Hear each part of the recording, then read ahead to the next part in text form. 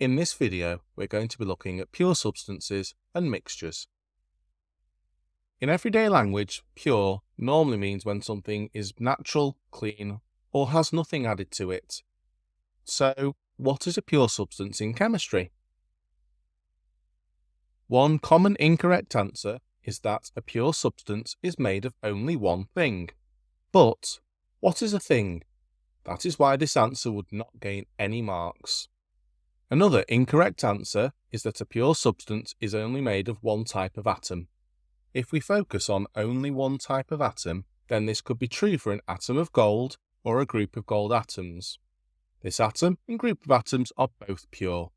Pure water is H2O and contains 2 hydrogen atoms and 1 oxygen atom, which would mean that this water molecule isn't pure. Therefore, this answer would also not gain any marks.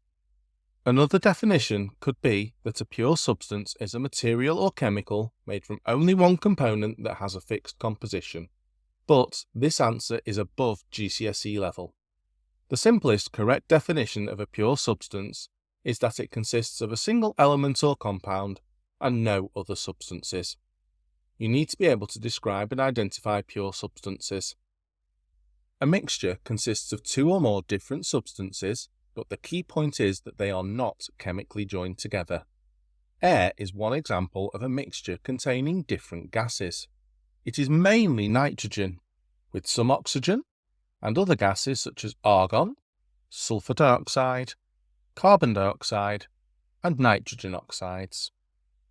A common mistake describing mixtures is to miss out how the substances are not chemically joined together.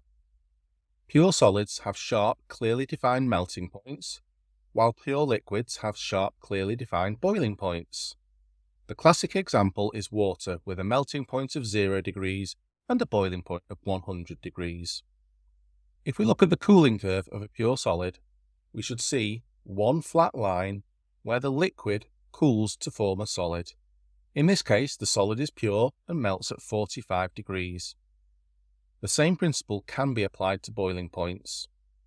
If we start with a pure substance and add another chemical, it becomes impure. Essentially, it's a mixture. And this means that they melt or boil over a range of temperatures. If we look at the cooling curve of an impure solid, we should not see a flat line where the liquid changes state to a solid. In this case, the liquid freezes over a range of temperatures from 45 to 40 degrees. Again, the same principle can be applied to boiling points. Sometimes you may be given a heating curve rather than a cooling curve, but the same principles apply. A mixture consists of 2 or more different substances, but the key point is that they are not chemically joined together. This question is asking about pure substances and mixtures. Don't be put off by the amount of space given for your answer, as examiners always give more than enough space.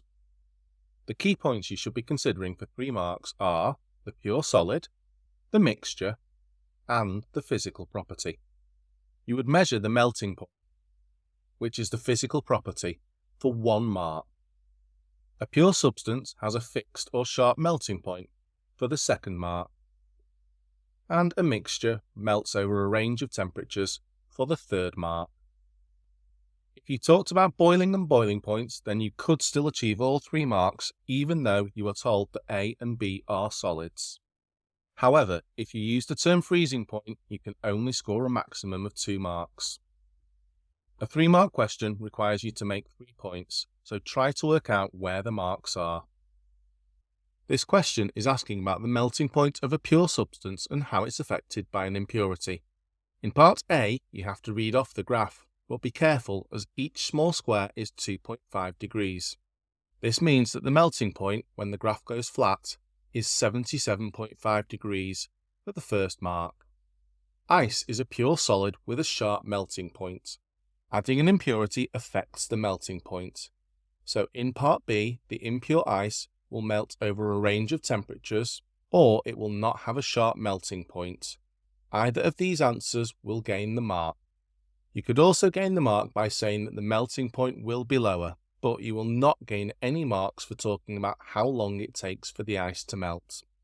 Take your time to decode what you are actually being asked, because in part B, The question is about the change from a pure to an impure solid.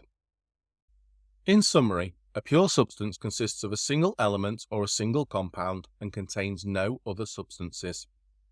Pure substances have sharp and clearly defined melting and boiling points.